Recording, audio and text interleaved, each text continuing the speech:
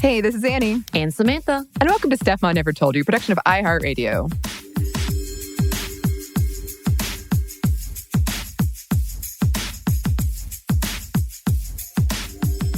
Today, we are so excited to be joined by a very special guest, Arden Myrin. Yay! Hi, Arden. Hi, gals. How are you? I'm so excited to be on your podcast. Oh, we're so excited to have you. We were just discussing your pretty awesome recording studio. Really professional setup, which again puts ours to shame. I'm literally in a dining room. I mean, I love design. I bought my first house, like a little tiny house 2 years ago, and I contracted it myself because LA is so expensive that I designed. I love design. I would have designed it anyway, but I designed and contracted the house. And there's like a little standalone garage that I turned into a podcast studio. And so rather than put like egg crates up, I figured out a way to have the walls upholstered for soundproofing. So there's cotton batting. And then I found this really great fabric on like a discount fabric site that makes it look all bougie. It's so fun. I mean, it definitely, the floors flood sometimes if it rains a lot. So, you know, it has its quirks, but on a dry day, it's spectacular. On the dry days. Well, that probably wouldn't work so well in Atlanta, but yeah. I bet it works much better in LA. Yes, true story. I was having spent time in Atlanta. You're absolutely correct about that. Right. And speaking of your time in Atlanta, can you introduce yourself and tell our listeners where they can find you or maybe where they know you from already, probably? You got it. My name's Arden Myrin. I'm an actor, I'm a comedian, I'm an author, and I'm a podcast host. People know me from, I played Regina St. Clair on Insatiable, which was on Netflix, which I filmed for 2 seasons in Atlanta and just loved Atlanta. And so happy to be sort of virtually pretending I'm in Atlanta right now. Yes. And then I was on Shameless for a year. I was on Mad TV for 4 years. I did over 100 episodes of Chelsea Lately. I tour as a headlining stand-up. I'm an author of the book Little Miss Little Compton, available worldwide in all forms. That just came out this year. And then I am a podcast host of one podcast, and I have another one that's about to come out. It's also on iHeartRadio. It is called Will You Accept This Rose? And it is a Bachelor recap podcast that I do with other comedians who are super fans. So we don't hate watch it, but we do make jokes about, like, we are no spoilers. We want them to find love, and we make a lot of jokes about it. And then I'm also about to release a new iHeartRadio podcast called Lady of the Road, where my co-host is Julianne Robinson, who is one of the executive producers of Bridgerton. And then she actually directed the pilot, and she directed Sexy 6, episode 6, which is the honeymoon sex fest, and where we talk to women that we admire. And our first guest is Joan Jett. Our second guest is Lady Danbury. We talk to Retta. We talk to Jen Kirkman. We're going to talk to, I mean, there's like so many, you know, it's Amber Ruffin, Molly Shannon. I'm so excited for it to come out. You have an all-star cast, and I love that. And I did see that you're about to do the new podcast, and I got very excited because I'm very into Bridgerton. I do. I love ridiculous romances with happy endings. That is something that I don't have in my own life. My past work history was all tragic, so I was like, let me bask in this beauty of just happipiness. I mean, I feel like people would have loved it anyway, but the world needed Bridgerton. It came out Christmas Day. It's so beautiful. It was so cool and fun. The casting, like the Duke, just the whole thing. Lady Danbury, I mean, just meeting her. Yeah. You know, walking around with her top hat and her cane, just like so elegant, a single rich lady just killing it and having fun. And I loved it. I loved it. I'm a little jealous. I did listen to a couple of your episodes with the Bachelor Yes. and Bachelorette world. And Anney and I have talked before that this has not been a part of our world. We don't quite get into it, but we know people are diehard. And just listening, I think it was specifically with like Miles, who is a part of the iHeart family, as well as Lacey, talking about the different loves. And y'all get into it for like a good an hour, like 45 minutes of all of that. What made you decide this has to be a replay podcast? What made you think this is a must? I mean, first of all, let me also say shout out to Miles and Lacey. They're going to be on next week. Love them. I did not watch The Bachelor. I was not into it. I didn't get it. The only reality shows I enjoyed I like watching people make things. So I enjoyed Project Runway. Like things or Top Chef thing. I liked watching people give up on themselves when they're tired and having Tim Gunn swoop in and be like, make it work. And then, they're ready to like throw in the towel and they're like, I can't do it, Tim Gunn. And then they would like pull it together and then come up with some magical thing and win. So I like that sort of, I like to make things and I found that inspiring. I had no interest in catty. It just wasn't interesting to me. And a couple years ago, somebody was like, you need to watch The Bachelor this season. I was like, I have a life. No, I really don't. There's nothing that I even relate to in this. And so like, no, you need to watch it. Like there's like, for whatever reason, there's what somebody said I need to watch. So I was like, fine, I'll watch one episode. And then it turned out it was a very good season. It was Caitlin's season. And I found that I liked it in a way. I never grew up playing sports, but I found it relaxing in a gaming way of like, who's going to win and really rooting for him. And she was very charming and kind of realizing like, no, I actually felt like people were falling in love and trying to figure out almost like who's going to the Super Bowl or who's going to the finals, and I noticed on Twitter that all of my funny friends were tweeting about it. And I think, growing up, I always wanted to be an actor. I always wanted to do comedy. And then thankfully, knock on wood, I've been able to make that my career. So I was like, what are my hobbies now? I just at first just started it as something fun that had nothing to do with my life. That was just something like a silly hobby to do with my friends, treating it like a sporting event. And it's been this weirdest thing where who would have ever thought that this podcast about The Bachelor has now, I get social anxiety. I get nervous around people. And so it's also a fun way that I've made, I don't know if you guys have that or if you've found this with your podcast, but podcasting is a nice, safe way to come in. You have sort of an intimate conversation with people that you wouldn't normally have. And for this, I write out the episode, we go through it, but I feel like I've been able to make friends.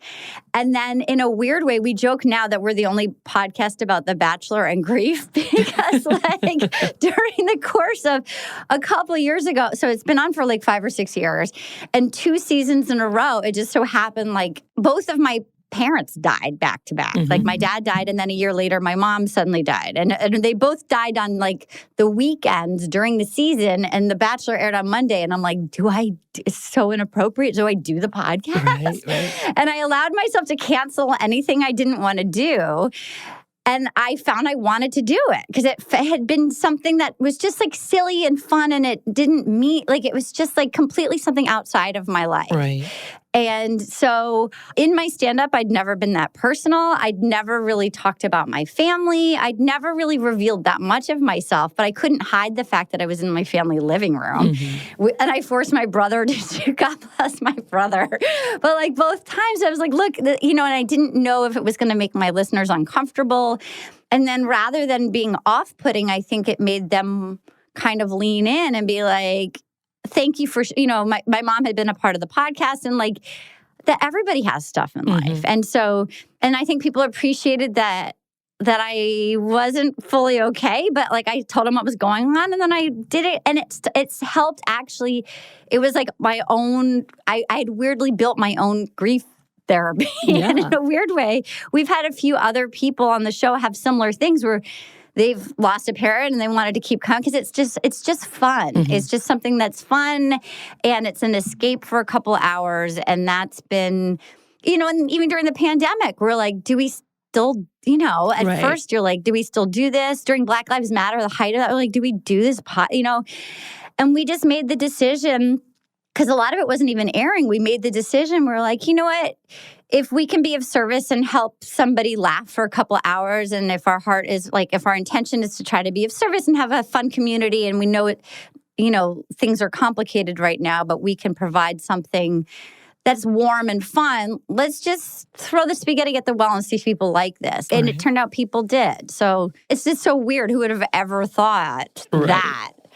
Y'all are pretty successful. Y'all are pretty successful. I'm kind of surprised because, again, I'm not in that world. But I think one of the things that we had talked about, actually, we just did a couple of episodes about women in romance and getting caught up in whether it's novels or movies or songs and what that really is. And this whole narrative about shows like this or shows like Bridgerton, how they're being dismissed because they think it's not relevant enough and it's just chick stuff, according to misogynistic mainstream ideas. But the actuality is, it is an escape, and it is a kind of a way for people to have that moment of pause and a mental health moment of like, I can escape from my worst moments of today with these nonsensical things that have nothing to do with my life but are distracting me. And it's beautiful, which is exactly as you were talking about Bridgerton being released during a time of pandemic. People needed an escape, needed to forget that they can't go out, needed to forget about all of the things that people weren't doing to help each other out, to being able to escape to listening to or watching Bachelor and Bachelorette. And I do know, recently, I don't know if it's recently because I've been paying attention, but according to the show, they're starting to become more empathetic and realizing, really caping for those who are good people. I don't know the female. There was a female contestant, the woman who was like, hey, you're being toxic. Stop being mean. And I loved it. It was such a beautiful moment of them really caping for this girl. And even though maybe the main dude didn't see it and didn't see how great she was, everyone else did. And was really rooting for her. And I'm like, for a show that oftentimes you do see the catty, they want to see the drama, to have people talking about her was really beautiful. I really felt like there's a moment of hope. I mean, I will say this Bachelor, Matt James, he's so lovely. He's such a truly, he'd never been through the franchise before. And he seems like just a really nice person. And most of the women that are left, so we were down to the final 4, now we're down to the final 3. Did she make it? She didn't. Katie, she didn't make it. Sorry, I did not know. I just needed to know that. Okay, no, that's okay. No, that's okay. But there are some really lovely, this gentleman has really, for the most part, most of them, one of them is this lovely school teacher. He seems to really have responded to a lot of the nicer, more, there were some ladies that were pretty harsh on this season, but then he has generally seemed, for the most part, to gravitate towards these elegant, nice, kind women. There's one there's some drama around, but the other ones are great. Yes, the escapism thing is, I don't know. Do you guys have hobbies? Oh, you were asking the wrong people this question. Yeah. Yes, I do. Anney is the hobby queen, and I am the rerun watcher of all things nonsensical. So, yes. Yeah. So you get it. Yeah, absolutely. We understand. Anney, what are your hobbies? Oh, well, right now it is reading and writing fan fiction. This is also my cosplay closet. Yes. So I make costumes in here and Dungeons and Dragons. I run a campaign and I treat it like a job. Yes. I build things and I design things. Yes. She's the queen. I just started quilting. Yeah. I had not used a sewing machine since I made dresses for my Barbies at 7. And quilting is so fun because it doesn't need a pattern and it can be messy. And then I've also been making pom-poms with my friend I'm going to turn into something. I love that. But I think the importance of something, and I'm sure it's healing for you to do all your hobbies. I'm sure that is calming and you get lost in it. I think the importance of that is such good self-care. Yeah, absolutely. And for me, ever since the pandemic started, I started writing this fan fiction. It is now 450 pages long, so I call it my pandemic baby. Yes. But it's definitely a stress thing for me is writing. And the more I'm writing, the more I'm oh, wow, you're really stressed, but this is helping so much. Yes. So as you said, you did recently release a memoir. Can you talk about why you wanted to write it, the process of writing it, all of Yes. that? So I wanted to write. I have a very quirky family, and it's an interesting thing, like that I never was very open about. I was always I still am fairly private, but like so whenever I would do at UCB, they have a show called Ask Cat, and they have a monologist, like, so the improv theater in New York and LA. Their big show is called Ask Cat, and they have somebody come on and they get a suggestion from the audience on the spot, who, their guest monologist has to just sort of improvise stories based on the word. It could be literally like sea monkey or top hat or whatever. And then you have to sort of just tell a story that word makes you think of. And I found, even though I didn't talk about my family or the town that I grew up in my stand-up, when I would go do the monologues at ASCAT, people would be really interested in my upbringing and my town. I grew up in a town called Little Compton, Rhode Island, which is a real town. That had probably never heard of the real Compton until Straight Outta Compton, the movie came out. Like, not even the album, probably the movie. And my parents they met in New York City. They were coworkers. They never went on a date with one another. And one New Year's Eve, they got engaged on a dare, and they got married 6 weeks later, and they stayed married for 50 years. And they moved to this tiny town. And so whenever I would talk about that, people just seem so like, wait, what? What do you mean your parents got married on a dare? And like, what do you mean? I grew up in a town with a general store and no stoplights, and allegedly we had an illiterate chief of police. Allegedly, I don't know. That's the rumor.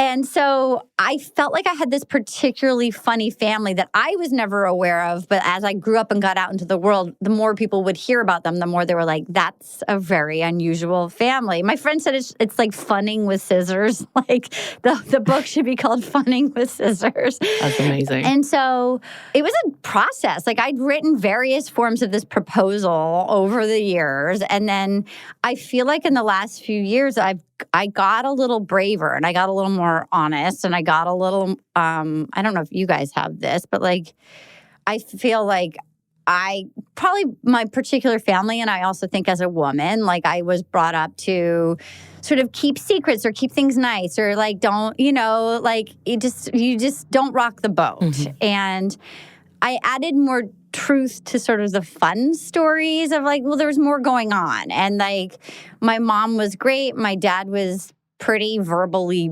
abusive. And like, I also felt like I wanted to show people, and particularly, I wanted to show anybody that if you grew up with somebody that was sort of telling you weren't enough, that like, that there is, I at least that I could hopefully be an example that like you can be okay even if somebody was sort of not so great. Right. And so the crazy thing, I found out, I was filming season 2 of Insatiable, and not to be maudlin, but like, I was filming season 2 of Insatiable. I was so excited, love that show, so fun. And the first season, my dad had died right before the first season. So I was like, happy to be back. Things like, okay, great. So that can be like normal this year. I'm like, time had passed. I felt better. And then like the 6th day there, I found like my mom died. She just had a heart attack and died. And then, so I went home and I found out, like, going on the way to her funeral, I got this email that was like, this is like a 5-minute drive. They were like, hope you're having a great week. We're so excited. We want to do the book. I sold my book the morning of my mom's funeral on the way to my mom's funeral. I've been trying to sell it for like 8 years. Wow. I was like, what? I was like, well, I'm not really having a great week, but like, I'm so excited that like, and she was barely in the proposal too. I was like, okay, well, like, just so you know, I don't want to freak you out, but like something does happen.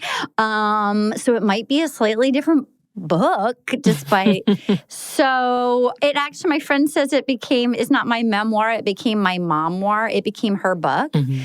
And I found it just similar to Anney, like the process of writing it. I actually think it became more glass half full and more optimistic, and that it was, again, creating things. It was almost my own medicine, like the equivalent of your fan fiction, of like that. In a weird way, I think my heart was so open and I was so aware. Have either of you lost a parent? Yes, I lost my dad a year and a half ago. I'm sorry. No, it's okay.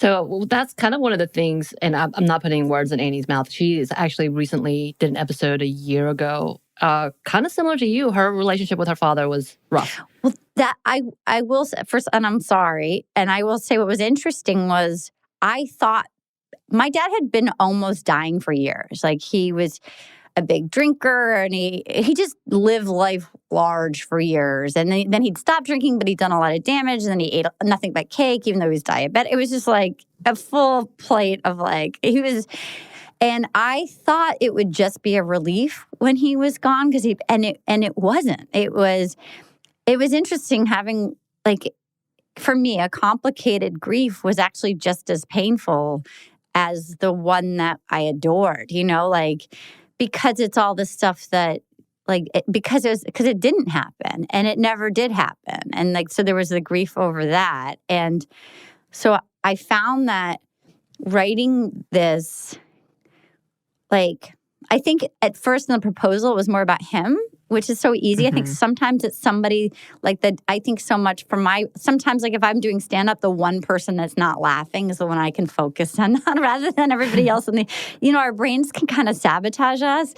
And I think when, I had so many people tell me memories of her, that were so fresh, things that I didn't know about, that it actually was well, she did all the heavy lifting. She was the one that was magic. She was the one that made me believe in myself. Rather than focus on the one, and I did talk honestly about how, and by the way, it's a really fun book. It's a funny, fun book. But, Sure. but it is also I had one parent that just didn't like me. He just never liked me. He did, from the get-go, and he never did. Never, the entire time, beginning to end. And how healing it was. I mean, there were days where I would show up at the page. I wrote it all in Airbnbs in Atlanta, shooting Insatiable. And I would just pass out. It was too much. But then, I just kind of kept trying to open my heart and go, to see what was fun and unique. And I think it's a really joyful tribute with honesty about, a complicated person. And then I think the healing powers of sort of just, I didn't have the luxury of going to bed. Of you just have to keep going. Mm-hmm.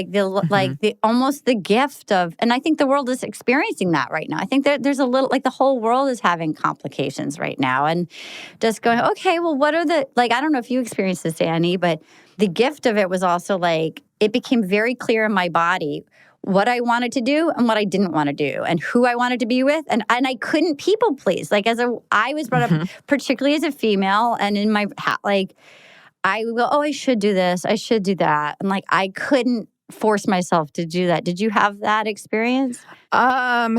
Well, before I answer your question, because I have a lot to say to everything. Say. Take it, Anney.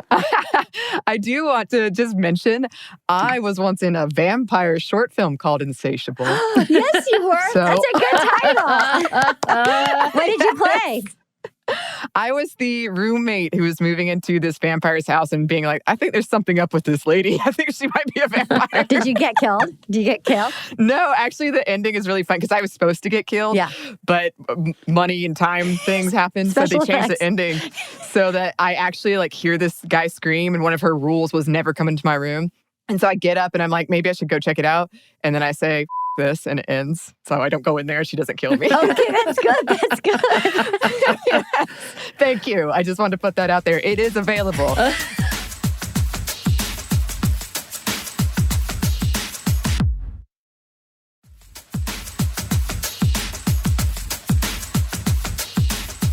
Back to what you said earlier about podcasting is it can be such a personal medium. And when my dad died, I had just had so many complicated things. And I also thought it was going to be a relief. And I was kind of like, what is this? Why am I not more relieved? Because I would tell friends, I will be relieved when he dies. Me too. I'd been praying for it since like sixth grade. I remember being like, if he just died, then everybody would know I was in pain, and then and it would be uncomplicated. You know, that was my little child brain, and it's like, no, it's not like that. It's not a free. There's no free pass. No. And I remember I too kept podcasting through that, and then we did an episode on forgiveness, and then recently we revisited it because through this time, and listeners have gotten to like hear me go work through this, and I did forgive my dad, which is something I never ever ever thought I would do, and I didn't try to do. And as we always say, forgiveness is not, you don't owe it to anybody. Yep. But going through that and having people listen to it and share their experiences, and even if they haven't lost a parent or if they don't have complicated relationships, you can still connect to that kind of stuff. And I'm curious what your experience, you've kind of talked about it a little bit, but I feel like for me as a woman in entertainment, there was, and a lot of this was me doing it, putting this pressure on myself. There is this pressure to be like authentic and open and vulnerable. But sometimes those emotions, like you haven't worked through that yet. Yeah. And like it feels kind of dangerous or something. Like you're doing it because you think, oh, this will be good content. And, you know, you're not thinking about yourself and what's good for you. Yeah. So I don't know if you have any experience with that. It was almost as if I had to be like, it's fine. I'm fine. You know what I mean? Like I didn't want to make my coworkers uncomfortable. And so I felt like I had to just, because I didn't really know them, you know, and so there was something about having to, and I, you know, look, people say crazy things too. I mean, I remember when my mom died, there was a person at work who asked how I was doing. I was like, I'm okay. They're like, just okay? I was like, yeah, I'm okay. And they're like, what's wrong? And I said, well, my mom died 2 weeks ago. And the person said, well, it's been 2 weeks. This person is forever it's been 2 weeks amongst all my friends and I. That's information. So like, although the rest of my coworkers, you know, a lot of them, it's interesting who shows up and who's not scared of it. Like, no. I know, you know, Debbie Ryan, who was the lead on the show, she was so wonderful, and she actually ended up writing the foreword for my book. And like, you know, here's this young lady who was like a Disney star. Like, who would have ever thought, like, this was the person that I would go get tacos with, and we would go like get scooters and ride through the park, and we'd go, you know, like it was, you just never know. And then I do know, you know, in this Instagram world where you're supposed to, or you think you're, I mean, you know, in your brain, you can go, oh, am I supposed to put my bleeding heart on the page? Right. There's the New England side of me that was like, zip your lip, don't tell anybody. It's like always this dance of, you know, because for a while you are not okay. And it is like a fine line of trying to be authentic about that. Right. Well, also, like, you're basically like running a marathon and like stitching yourself up midstream and trying to like kind of tell people, you know, like, hey, there's a lady injured in this lane. And also like, no, don't worry about it. I'm fine. Don't mind the stitches and the blood. Like, I'm fine. So it's like, you don't want to, like, it was a fine line of being authentic and then also not wanting to terrify people. Like, yeah. And I feel like for me, and Samantha and I have talked about this at length. We just did an episode called Dead Inside, as I felt like I wasn't sad enough. Like on the other side of that, people were like, oh, you're not sad enough. And the day after my dad died, I went to this surprise birthday party because I was the like person who was supposed to spring the surprise. And everyone was like, why the hell are you here? And I still feel guilt about that. I feel weird about it, but I was kind of almost in a numb. You leave your body. I mean, there's no shoulds, you know? It's like, trust me, I think I did. It's like, well, that's on my calendar. I mean, like it takes a minute. Like, that's what I'm going to do. The day after my mom died, I was stuck in Atlanta. There was like an ice storm. I couldn't get to Rhode Island. So I was like, well, I have tickets for a soccer game. I'm going to go to this. I went to the soccer game. And then I bumped into this friend of mine who's like an executive at Adult Swim. She was there. She's like, how are you? I'm like, not good. Like my mom died yesterday. And you could see on her face, like, why are you at this soccer game right now? But it's like, I didn't know what else to do. Like you know, the first couple weeks, you're just crazy. Right. You're just like... That's crazy. Like, well, I had the tickets, so I bought them. I'm going to the soccer game. I'm going to the soccer game. Like, yeah, I think a lot of the things, and just again, I haven't lost a parent. My whole view is completely different working on the outside. But I know Anney had told me, and I'm guessing as you as a comedian in general, this level of being seen as not only the dutiful daughter, so therefore you have to handle things and be the responsible one, but also secondly, like it's almost a level of expectation of entertainment. Like, yeah, you're grieving, but are you going to entertain us? And Anney, you have that whole story of being paid $20 because you entertained your niece or nephew, or not niece or nephew, but a cousin, a younger cousin, during the funeral or during the like sitting there because you were able to keep this kid entertained, and they were like, oh, we're so impressed. But there's a level of expectation, especially if you're an entertainer, especially Anney's an entertainer. She is in this world as well, being thought of as that you are an entertainer, so why aren't you using your grief to entertain us? What is that kind of pressure? I can't imagine what that even looks like. I mean, I see that I am my own in so many areas. Whether my life is on fire or not, even like the best of times, I am so my own worst taskmaster. And I am so often the one who pushes myself too hard. I am the one who will go, yeah, I should be fine. I could do that. I'll sign up for that. I'm going to do that. Like, and I remember doing stand-up in Atlanta shortly after my dad died. I went and was like, I'm going to do stand-up again. So I did a couple shows at the Laughing Skull that went well. And then I had one horrible night where like everyone from the cast came to see it. Alyssa Milano was there like with her husband, like ran CAA, her parents, the showrunner from Insane. It was just not my night. It just was not a good night. And it was like, and I realized too soon, like I realized I can't do stand up right now because it's too vulnerable. I don't have a bomb in me. However, that doesn't mean the baby gets thrown out with the bathwater. Like, okay, what can I do? I can do my podcast. The podcast is safe. I handpick who's on. We're talking about The Bachelor. It's more authentic. I can be real about what's happening. I think, it's just picking and choosing. It's like, I feel like all of life so much is an experiment of like, okay, I tried it. It could have, you go and then it could have been great. Not for me right now. Like, but yeah, I think particularly in work situations, when people are used to you being funny, I think my go-to is often, my therapist and I remember, because I actually got this really nice lady. I hadn't been in therapy in years. And then when my mom died, season 2, I was like, well, I can't do this again. Like, I'm like the girl who cried wolf. Like, this just happened. Like, so I was like, all right, so I found this wonderful lady in Decatur who I actually still go to via Zoom. I just loved her.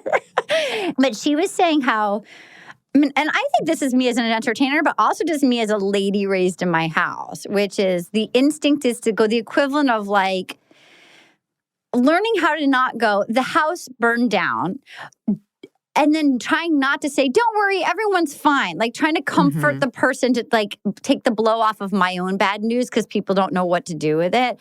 Of just letting it go. Sometimes not everyone's fine. Like just going, the house burned down. Like my instinct is to care. I don't want to freak anybody out with bad news. Learning how to just zip it and not do the second thing of like, don't worry, it's fine. I'm fine. It's like, are you? Anney, what did you find with that? Yeah, it's interesting because I also had a series of kind of tragedies in a row, and I felt I had a similar like people aren't even going to believe this is real anymore. This is ridiculous, and I did and still do struggle with that very thing of comforting other people, like worrying more about other people first. And I do have this reputation, which I built. Sure. of being a fun, like easygoing. I'm going to make your day better. Like the party, the life of the party, and it's such a big part of my identity, and a part of that is being a woman. And we also, both Samantha and I, come from small towns, not as small as yours, but I small. don't know. I think mine's pretty small in comparison to How big? to mine. How many people are from your town? Mine, Arden, you and I may be in the running to see whose town is smaller. Yeah. It's quite small. LJ, Georgia. Oh, see, you're asking me questions I don't know anymore. But it definitely was. We had one stoplight. Yes. It got split into two sections for some weird reason. We don't know why. As well as we had the one small Walmart. And it wasn't until 2000, until I left. So I think that 2005 that they got more than two grocery stores. I mean, I think mine's smaller. We have no stoplights, no grocery stores, no chains. We have one we only have a general store. Okay. And then we had a one weird store that we went to. And then the bigger one came later on in my teenage years. We have a coffee shop that's a barn and an apple orchard and a diner. So we didn't have a coffee shop. Okay. Beat that. I'm just playing. Oh, wow. I feel like this is turned into a competition. No. Yeah, no, I think ours was more spread out. Yeah. So we were definitely, the land was large, but the town was teeny tiny. Yep, I get that. And it still is. It still is. But yeah, we've grown since then. I do think growing up in a small town makes you like, the gift of a small town to me is like, my mom wanted to move there from Rhode Island so that we could learn how to entertain ourselves and that we weren't overly programmed, my brother and I.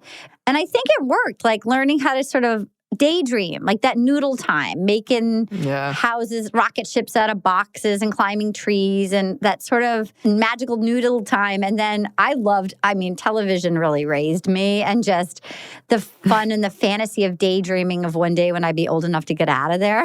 I think it made me ambitious. I gotta get out of it. I mean, even though it's like the prettiest place on earth, I'm like, I gotta go, got to go. Right. I literally, when I was there, I could not stand hiking, doing any of that, because I live in a mountain town. So I'm at the foothills of the Appalachian Mountains.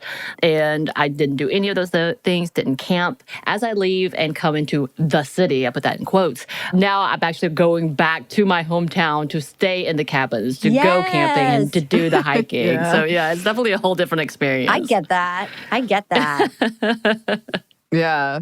I feel like related to what we were saying earlier, though, the small town for me and being a woman raised in kind of this like southern small town was I did like that added the pressure to be nice and not rock the boat, as you say, and not bother people with your less than super happy pumped emotions.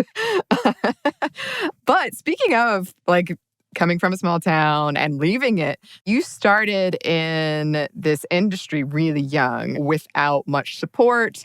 How did you go about that? How did you learn to advocate for yourself, especially as a woman in this industry that is changing, but has traditionally, like most in industries and entertainment, not been the best? I think if I really look back on it, I have so much compassion now. I'm like, oh man, like that was gnarly. Some of that stuff was gnarly. Like, I think at first you learn how to shape shift. You know, you learn how to kind of like, like deflect. And like, I started in Chicago when I was 19. I started doing improv there, and which was a magical, amazing time. And the people there were like, it was huge comedy people, but they were pretty much all men, you know?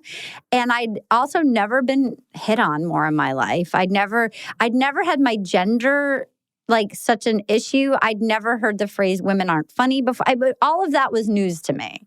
And honestly, in the beginning, a lot of my way of dealing was just sort of cutting and running. It was sort of like, I knew I wasn't going to thrive there. And I'd written a lot of plays. Like I'd already written and directed plays in high school and stuff like that. And thankfully, my mom always was like, you can do anything you put your mind to. I'd already had the experience of like doing well with my own voice. And I just thought, I'm not going to thrive in this environment. So I left Chicago. But it makes me sad. Like looking back now, it makes me sad to think, there was another so I was 19. There was also a 19-year-old guy that was there, like, who did great. And what would it have been like to just be treated as sort of like the young whiz kid rather than somebody like that was to be hit on or something? I don't know. And then, even just, I'm having like weird flashes of things. I just watched, have you guys watched I Hate Susie? It's a British show. It's really good. But, I had flashes of a few of my first like TV jobs where one of them, I was on this improv show and they brought in this guy who was this sort of he was big in the improv world. And we had to do like 2 weeks of training, the whole cast. And every scene that everybody else just got normal scenes. And every scene that I was in was like, okay, Arden's a prostitute and she comes in. Or Arden walks in and her clothes fall off. Like every single scene. And, I looked like a boy till I was 15. I was sort of like Barb from Stranger Things. I mean, it was very confusing to me. I don't know, like, it's not, my operating system is one of Barb from Stranger Things. Like, this is me. You know what I mean? Like, right. And then like, but even if I was like, Bridget Bardot, like it just felt like I just wanted to do improv, Right. And then when I got cast on Mad TV, like I auditioned with all these quirky characters, and then they like dyed my hair blonde. I was a redhead, and I remember like I knew Amy Poehler, who was always brilliant and fantastic. And I remember one week, like she was on SNL and I was on Mad TV. And I think she was with like Hillary Clinton. And it was my very first episode. And they made me do a sketch with the wonderful, wonderful Fred Willard, who I adored. But so I was excited to work with him, but I had to be standing in my underwear holding a Duraflame log for no reason. There was no reason for me to be in my underwear. And I remember somebody jokingly saying, "Welcome to Mad TV, here's your underwear." And it was just like, I don't know, just how did I remember making up my mind, because I remember seeing some of the other women being really understandably upset about, understandably. And I remember just being like, okay, well, I'm just going to worry about whether or not I'm funny. I'm not trying to be a bikini model. I'm not trying to, I'm not trying to be a Sports Illustrated centerflake. So I'm just going to trust that I look fine. And I'm just going to worry about if I'm funny. But I look back and would it have been like to be like one of the guys and to be able to just pitch my sketches. You know what I mean? Like that. Mm-hmm. Right. I think that was the deal at the time. That was just how it was. And I don't think there was room to not I don't know if there would have been a job for me to not go along with it, Right. Yeah. I think we've talked about that a lot. We've talked about the fact that women have had to do what they had to do. Yeah. To pull themselves up. I mean, that was kind of one of the conversations about Kamala Harris and her not so great record within California, right. Her time as being a prosecutor and the DA. And the whole level of my conversation is I've been working in the system with when it comes to courts and this whole idea of criminalization. And we've come a long way in understanding this is a really bad system. Yes. That's just the overall arcing. But the fact of the matter is, you do what you got to do in a certain level, hopefully in a certain level where in order to make it beyond that. So because you're talking about something like, obviously, this is not your sketch. This is not something you want to do is sitting half naked with a log that has nothing to do with someone that I admire. And he looked ashamed, he didn't look like he wanted to do it. He was such a sweet, gentle, he looked embarrassed for me. This wasn't his pitch. Right. But that's the thing. Is that's what we're talking about is there's these standards. And for the longest time, again, yourself and many others, it's okay, we just have to do this and deal with it. We talk about Sharon Stone talking about being sexually harassed constantly and laughing when that was asked the question, did you go through this? And she's like, I've been in this industry. Yeah, that's a stupid question. In general. But then that's kind of has it changed much in that industry? Have you seen it being changed? I think literally very recently. Yeah. Very recently. Yeah. Which is so sad. I think I wrote a whole article about it on Refinery 29. Right. Like after Me Too happened, I was very badly harassed at a comedy show, like at an alternative comedy show. You know, like I think now, whether it's because they have to, I think people have been put on notice. Like I do think it's changing. I do think also there's more women in charge now. It's starting to be. Mm-hmm. I think more women are selling shows now, you know, but I would say it's just now.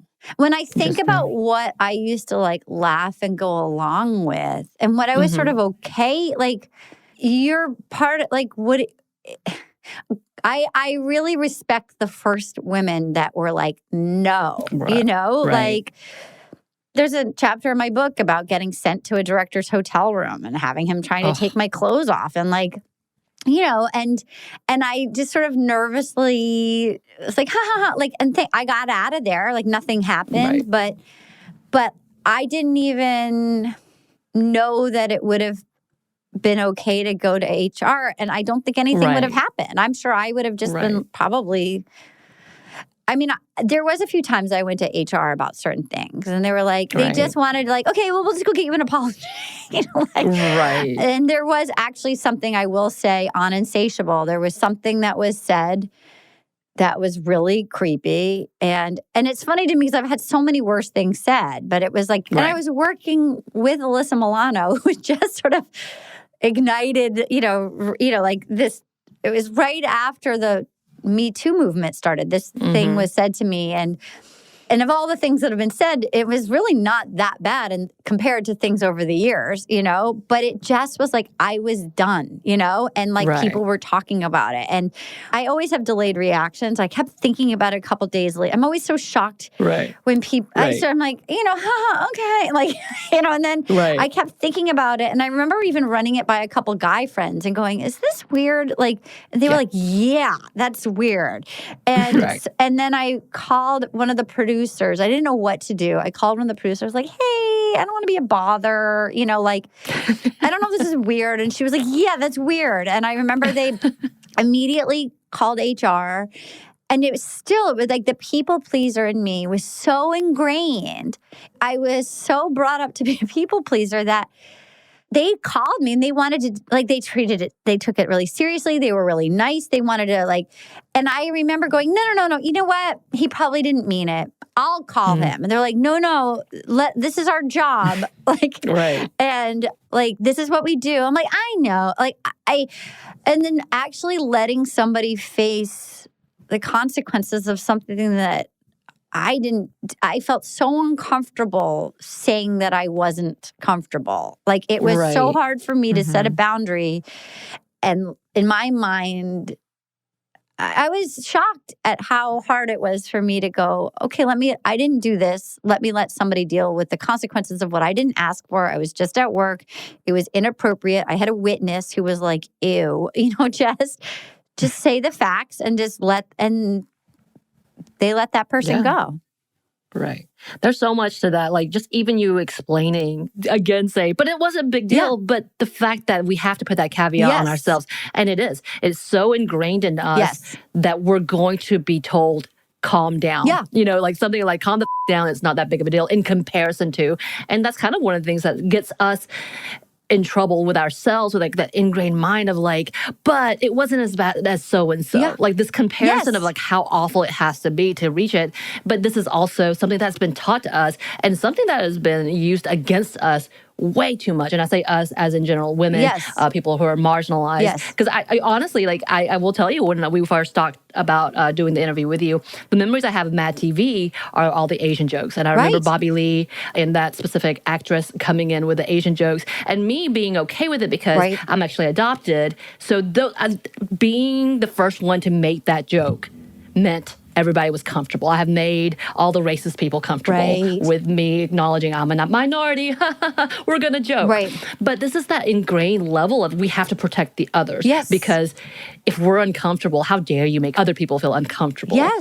that you're upset, or people are like, "Oh, I was just joking," and it's like, I have a pretty good sense of humor. Like, I actually can roll with a lot. I can roll with a lot. Like, if I'm a comedian, I grew up with guys. I came up through the '90s in the comedy. Like, I can hang with a lot. Right. If I'm uncomfortable, you were gross. Like, you were really gross. Right. And that's the thing, but that's the other part to that is that more oftentimes women are going to be hushed and shut down and dismissed.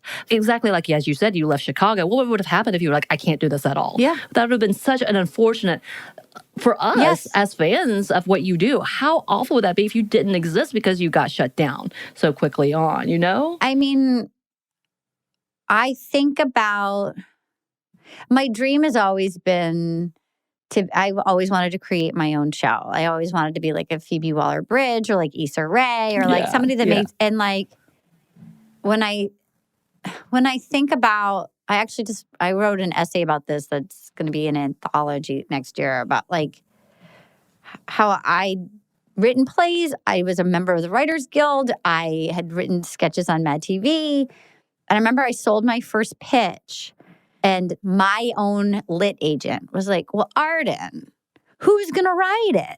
I'm like, I'm going to write it. It's like, Arden, we need a writer. And then they like paired me up with a man immediately. Just like when, I don't know, like when I feel like it's so hopeful. Like, you know, young women today, I feel a lot of them are raised more with knowing how to, it appears to me. It seems like people are raised more with knowing their worth and knowing how to set a boundary. And like, it's so hopeful and inspiring. And when I wrote that Refinery 29 article, a lot of people were really supportive. But then, some people were like, what are you saying? You know, it's like, and that also, I think, contributed. I do think a lot of it was grief, but it didn't really make me want to do much more stand-up. And I know that is like letting that bad vibe win.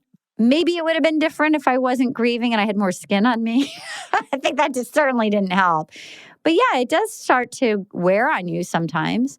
And there's a difference between what people will be like, I just quit versus taking care of yourself. Yes, like there's an absolute difference in finding your boundaries and acknowledging these are your boundaries. And also, as much as you loved it, you are freaking like everywhere, like with your podcast, with your book, with all of these things. It's not like you've given back or stopped your voice. Well, it's just a different avenue. Well, you find the things that feel safe. I think I'm also less interested in putting myself in situations right now that like, it's like, okay, I love to create. I like to make people laugh. I like to like, what's a way that feels comfortable and safe and the most of service and playful versus, I don't know, like it takes a certain, like my skin is just not that thick right now, you know? So what's a fun, safe way for me to play and take risks and still do funny things in a way? You know, I think the pandemic is just, it's vulnerable. Everybody's a little more gentle. I feel like everybody's circle of pals is a little bit like just best of right now, you know, like. I'm also wondering if that's because we are now connected with more people. So we are adamantly aware when something is hurting someone else's feelings. And that's not a bad thing necessarily, to be aware and be more empathetic to realizing, I didn't mean to be, exclusionary, but I am, and I am so sorry. Like there are those levels of just realizing there's faces to these conversations you may be having. Yes.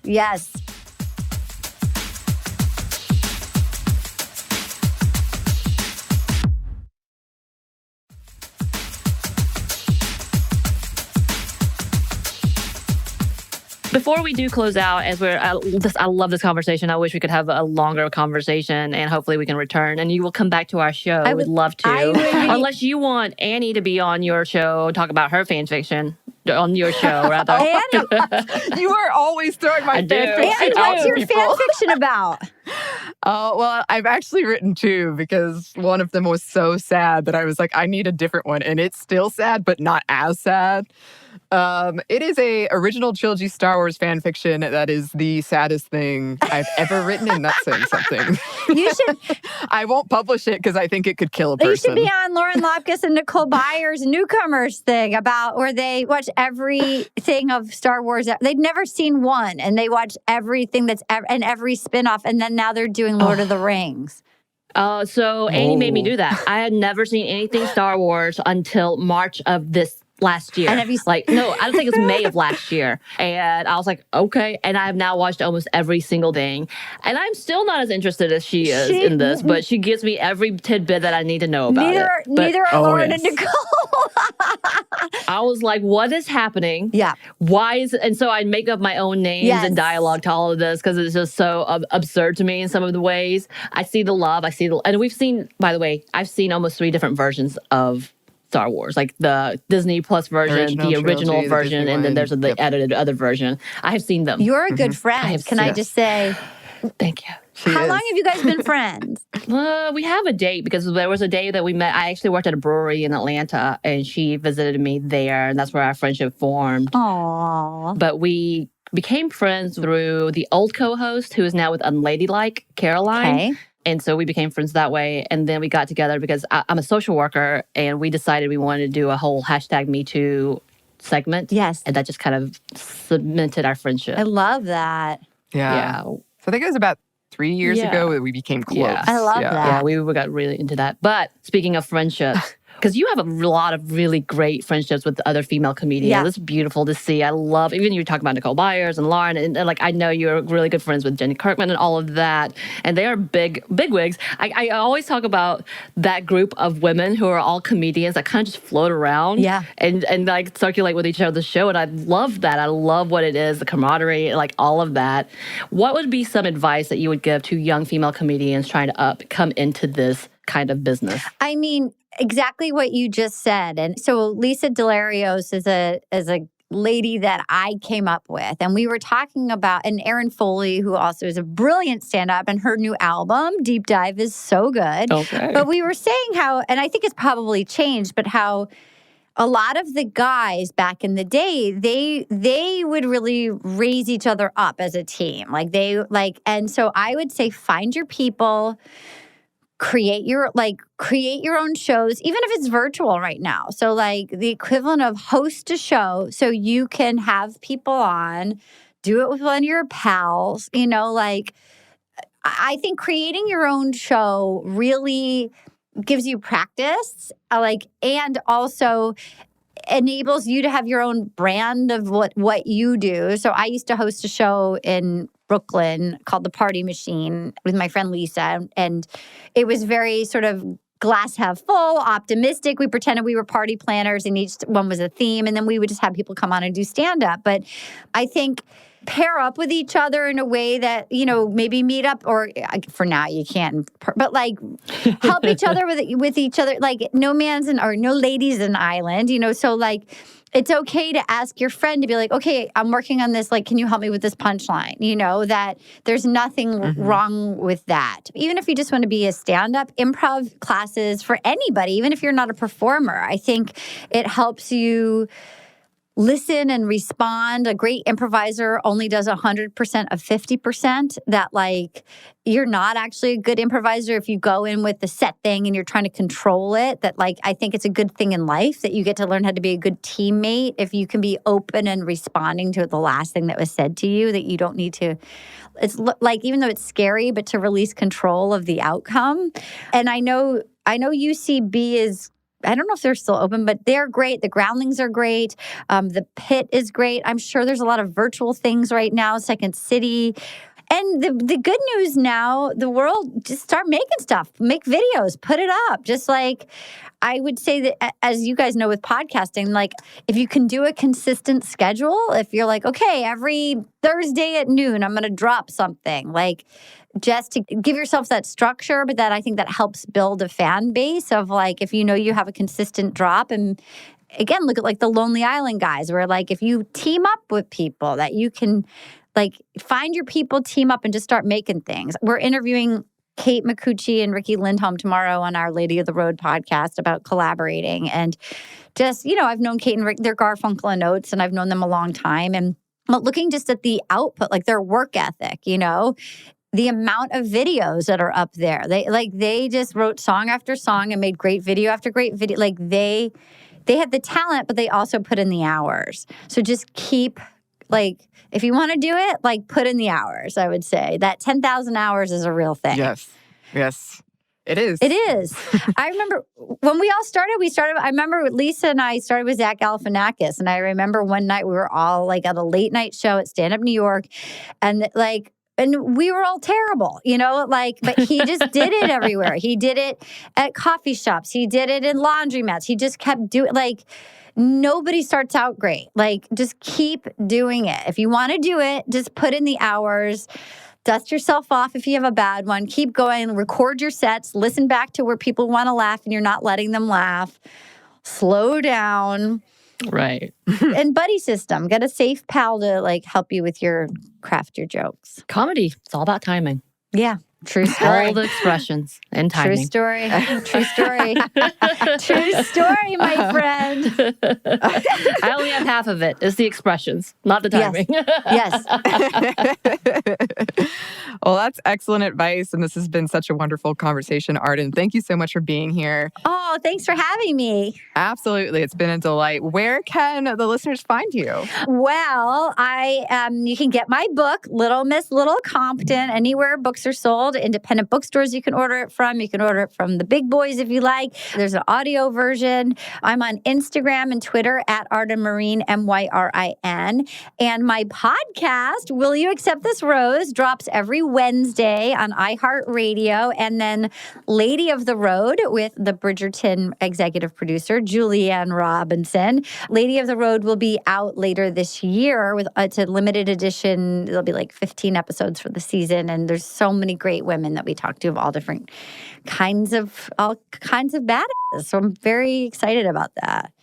Yes, we are too. And the listeners, go check Arden out. And thank you again for being here. Thank you for having me. I was so excited to do it. Yes, it's been wonderful. And listeners, if you would like to contact us, you can. Our email is stuffmediamomstuff@iheartmedia.com. You can also find us on Instagram at Stuff Mom Never Told You or on Twitter at Mom Stuff Podcast. Thanks as always to our super producer, Christina. Thank you, Christina.